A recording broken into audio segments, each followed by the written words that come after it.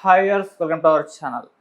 అఖిలపక్ష ఎంపీల బృందం పీఎం నరేంద్ర మోదీ గారితో నేను ఒక మీటింగ్ అయితే ఏర్పాటు చేసుకోవడం జరిగింది. మరి మీటింగ్ యొక్క ప్రధాన పర్పస్ ఏంటి, అంతర్జాతీయంగా కూడా మన దౌత్య సంబంధాలు ఏవైతే ఉన్నాయో వాటి మీద ఇంకాస్త ముందడుగు వేయడానికే ఈ మీటింగ్ అనుకోవచ్చా? సో దీని గురించి కంప్లీట్ డీటెయిల్స్ అందజేయడానికి ప్రజెంట్ మనతో పాటు సీనియర్ జర్నలిస్ట్ అరవింద్ కొల్లి గారు ఉన్నారు. వారిని అడిగి తెలిసిన ప్రయత్నం అయితే చేద్దాం. సార్ నమస్కారం సార్.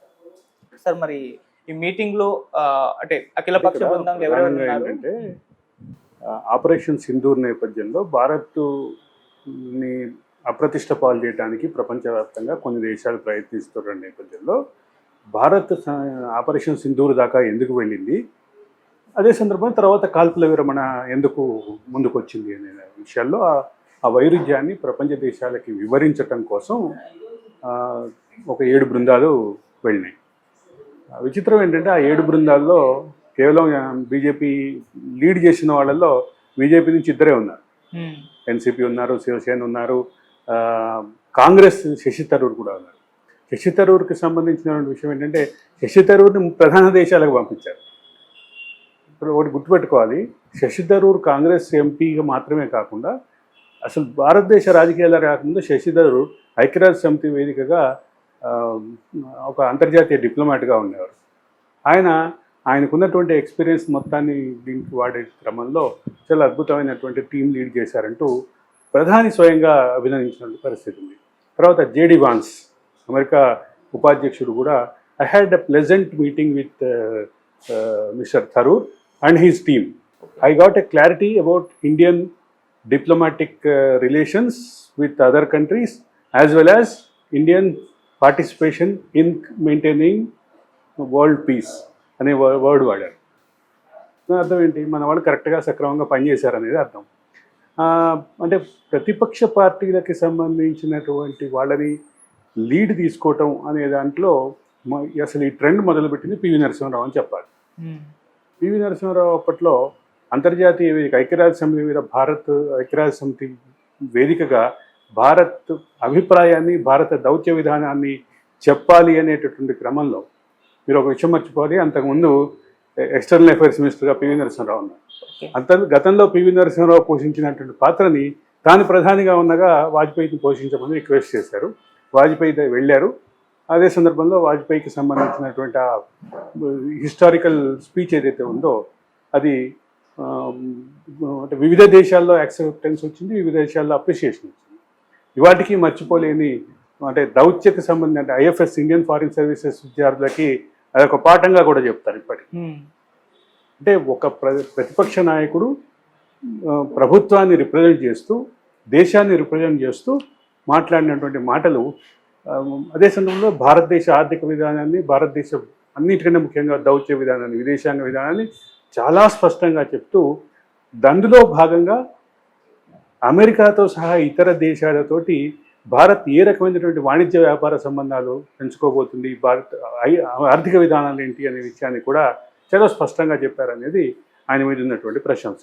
అంటే వాజ్పేయి అప్పటి ప్రధాని పివి నరసింహారావు మధ్య ఉన్నటువంటి ఆ బాండింగ్ కానీ, తర్వాత అది విదేశాంగ విధానం విషయంలో ఉన్నటువంటి ఒక కామన్ ఐడియా కానీ ప్రజెంట్ చేశారు అంటూ కాంగ్రెస్ కూడా అప్పట్లో బాగా అప్రిషియేట్ చేసినటువంటి పరిస్థితి.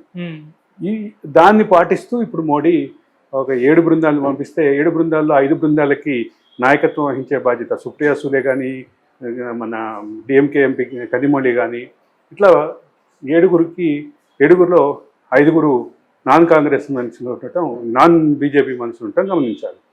వాళ్ళు వెళ్ళినటువంటి క్రమంలో ఆయా దేశాలు వాళ్ళు పర్యటించే క్రమంలో ఆయా దేశాల్లో భారత్ దౌత్య విధానం పట్ల, భారత విదేశాంగ విధానం పట్ల చాలా క్లారిటీ ఇచ్చారు.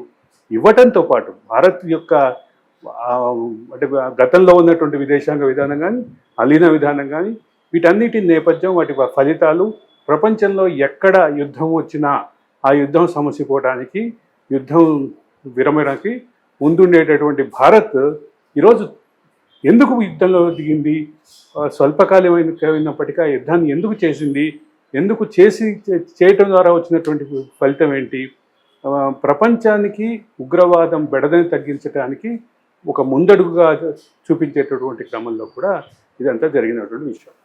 ఈ మొత్తాన్ని కలిపి ఆలోచిస్తే భారత్ యొక్క విదేశాంగ విధానం, భారత్ యొక్క దౌత్య విధానాన్ని మరింత స్పష్టంగా ప్రపంచానికి చెప్పే ప్రయత్నం ఈ 7 బృందాలు చేసినాయి.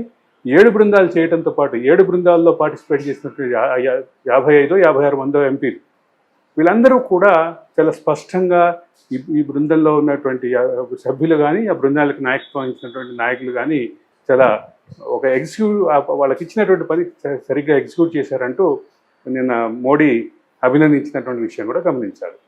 అంటే భారత్ విదేశాంగ విధానాన్ని అంతర్జాతీయ వేదికల మీద స్పష్టంగా చాలా క్లారిటీ తోటి చెప్పినటువంటి బృందాలను ఆయన అభినందిస్తూ దీని అవుట్కమ్ని చక్కగా భారత్ విదేశాంగ విధానాన్ని మరింత పటిష్టపరిచేలాగా చేద్దాము అని అందరూ కలిసి రావాలని కూడా పిలుపు చెప్పారు. అది అక్కడ ఉన్నటువంటి అవుట్కమ్. ఓకే. కానీ ఇక్కడ ఒక కీలకమైన అంశం ఏం చెప్పారు, విదేశాంగ విధానం మరింత పటిష్టపరచడంతో పాటు విదేశాంగ విధానాన్ని ఎక్స్ప్రెస్ చేయడంలో ప్రతిపక్షానికి సంబంధించినటువంటి అధికారంలో లేనటువంటి పక్షాలకు సంబంధించినటువంటి ఎంపీలను కూడా లీడ్ ఇవ్వటం ద్వారా, వాళ్ళకి నాయకత్వం ఇవ్వటం ద్వారా అంటే ప్రధానమంత్రిగా పివి నరసింహారావు నెలకొచ్చినటువంటి సాంప్రదాయాన్ని మోడీ తాను కూడా కొనసాగిస్తానని చెప్పారని చెప్పారు. సరే, అఖిల పక్షంలో అంటే అన్ని కాంగ్రెస్ నుంచి కూడా తీసుకున్నారు కదా ఎంపీలు, వీటి పట్ల మొదట్లో కాస్త కాంగ్రెస్ అసంతృప్తిగా వ్యక్తం చేయడం, అంటే మేము కావాలనుకున్న వాళ్ళు కాదు, వాళ్ళు అనుకున్న వాళ్ళనే తీసుకున్నారు అని ఒక విమర్శ అయితే ఒక ప్రధానమైన విమర్శ ఏంటంటే శశి థరూర్ కొంచెం బీజేపీ వైపు లీన్ అవుతున్నారు, బీజేపీ వైపు ఇంక్లైన్ అవుతున్నారు. ఆ బీజేపీ వైపు మొగ్గు చూపుతున్న శశి థరూర్ని తీసుకోవటం ద్వారా ఆయనకి బీజేపీలో చేరే అవకాశాలను మెరుగుపరుస్తోంది అంటూ రాజకీయపరమైనటువంటి విమర్శ చేశారు. రాజకీయపరమైన విమర్శలు, రాజకీయపరమైనటువంటి ఈ వ్యాఖ్యలు వీటన్నిటిని కాసేపు పక్కన పెట్టి అంతర్జాతీయ వేదికల మీద ఈ 7 బృందాలు చాలా అద్భుతంగా భారత్ యొక్క విదేశాంగ విధానాన్ని, దౌత్య విధానాన్ని, అంతర్లీనంగా ఉండేటటువంటి వాణిజ్య విధానాన్ని ఎక్స్ప్రెస్ చేయటంలో, దాన్ని ప్రజెంట్ చేయటంలో, రిప్రజెంట్ చేయటంలో, వాళ్ళు అడిగినటువంటి అనుమానాలకి, ప్రశ్నలకి సమాధానం ఇవ్వటంలో చాలా అద్భుతంగా పనిచేసిందని చెప్పాలి. అందుకు ఉదాహరణ నేను ఇందాక చెప్పినట్టుగా జేడీ వాన్స్ ప్రకటన. జేడీ వాన్స్ ప్రకటన మాత్రమే కాకుండా ఈ బృందాలు ఎక్కడికి వెళ్ళినా అక్కడ ఉన్నటువంటి డిప్లొమాట్స్ తోటి కానీ, పాలసీ మేకర్స్ తోటి కానీ ఒక క్లారిటీ ఇచ్చేటటువంటి ప్రయత్నం చేశారు. భారత్ యుద్ధ వ్యతిరేక దేశం, అదే సందర్భంలో ఉగ్రవాద